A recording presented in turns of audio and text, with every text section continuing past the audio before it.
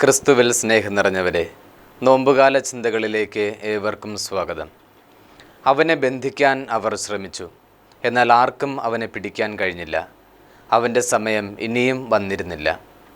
യോഹന്നാൻ്റെ സുവിശേഷം 7-ാം അധ്യായത്തിലെ 30-ാം വാക്യമാണിത്. യോഹന്നാൻ ഉപയോഗിച്ചിരിക്കുന്ന വാക്ക് ശ്രദ്ധിക്കുക. അവൻ്റെ സമയം ഇനിയും വന്നിരുന്നില്ല. ഈ സമയം എന്ന വാക്ക് നമ്മളും ജീവിതത്തിൽ പല അവസരങ്ങളിലും ഉപയോഗിക്കാറുണ്ട്. പ്രത്യേകിച്ച് ആർക്കെങ്കിലും എന്തെങ്കിലും നേട്ടമുണ്ടാകുമ്പോഴോ ഉയർച്ച ഉണ്ടാകുമ്പോഴോ നാം പരിഹാസരൂപേണ പറയാറുണ്ടല്ലോ, അവൻ്റെ സമയം കൊള്ളാം.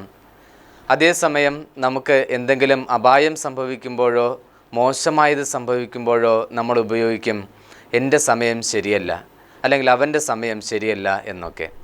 ബൈബിൾ പശ്ചാത്തലത്തിൽ 2 തരം സമയത്തെപ്പറ്റി നമുക്ക് കാണാൻ സാധിക്കും. ഒന്ന്, ക്രോണോസ് എന്ന ഗ്രീക്ക് പദം സൂചിപ്പിക്കുന്ന സമയം. അത് സാധാരണമായ നിമിഷങ്ങളുടെ തുടർച്ചയാണ്. ഒന്നിന് പുറകെ ഒന്ന് എന്ന രീതിയിൽ നിമിഷങ്ങളുടെ തുടർച്ച, അല്ലെങ്കിൽ സംഭവങ്ങളുടെ തുടർച്ച, സാധാരണമായ ഒരു സമയം. രണ്ടാമത്, കൈറോസ് എന്ന ഗ്രീക്ക് പദം സൂചിപ്പിക്കുന്ന ഒരു ദൈവികമായ സമയം. അതിനെയാണ് കൃപയുടെ സമയം എന്ന് വിശേഷിപ്പിക്കുന്നത്. ദൈവിക ഇടപെടലിൻ്റെ സമയമാണിത്. നാം തിരുവചനത്തിൽ തന്നെ വായിക്കുന്നുണ്ടല്ലോ, ഇതാണ് സ്വീകാര്യമായ സമയം, ഇതാണ് രക്ഷയുടെ ദിവസം. ദൈവത്തിൻ്റെ ഇടപെടൽ സംഭവിക്കുന്ന കൃപയുടെ സമയം, അതാണ് കൈറോസ്. യോഹന്നാൻ അപ്പോസ്തലൻ ഇവിടെ ഉപയോഗിക്കുന്നതും ഈ ദൈവികമായ ഇടപെടലിൻ്റെ സമയമാണ്. എന്താണ് യോഹന്നാൻ ഇവിടെ ഉദ്ദേശിക്കുന്ന ഈ സമയത്തിൽ സംഭവിക്കുന്നത്? അത് യേശുവിൻ്റെ കുരിശാരോഹണമാണ്. അത് യേശുവിൻ്റെ മഹത്വീകരണമാണ്. യോഹന്നാൻ്റെ തന്നെ സുവിശേഷത്തിൽ കാനായിലെ കല്യാണ വിരുന്നിൻ്റെ വേളയിൽ യേശു മറിയത്തോട് പറയുന്നുണ്ട്, എൻ്റെ സമയം ഇനിയും ആയിട്ടില്ല എന്ന്. അതായത് ക്രൂശിക്കപ്പെടേണ്ട, താൻ മഹത്വീകരിക്കപ്പെടേണ്ട സമയം ഇനിയും ആയിട്ടില്ല എന്നാണ് യേശു അർത്ഥമാക്കുന്നത്. പ്രിയപ്പെട്ടവരെ, നമ്മുടെ സമയം എപ്പോഴാണ്? നമുക്ക് ഭൗതികമായ നേട്ടങ്ങളോ ഉയർച്ചയോ ഉണ്ടാവുന്നതല്ല നമ്മുടെ സമയം.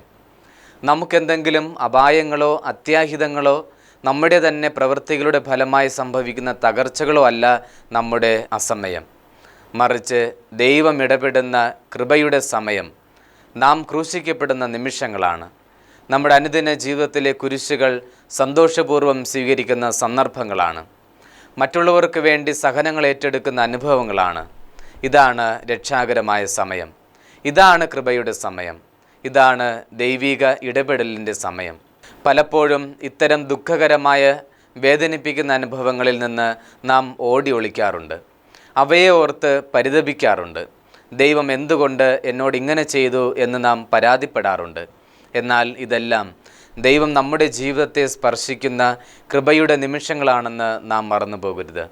നമ്മെ കൂടുതൽ വിശുദ്ധീകരിക്കുവാൻ, നമ്മെ കൂടുതൽ പൂർണ്ണരാക്കാൻ, നമ്മെ രക്ഷയിലേക്ക് നയിക്കാൻ അവിടെ ഇടപെടുന്ന രക്ഷാകരമായ ഈ സമയങ്ങളെ സന്തോഷപൂർവ്വം നമുക്ക് സ്വീകരിക്കാം. ദൈവം നമ്മെ അനുഗ്രഹിക്കട്ടെ.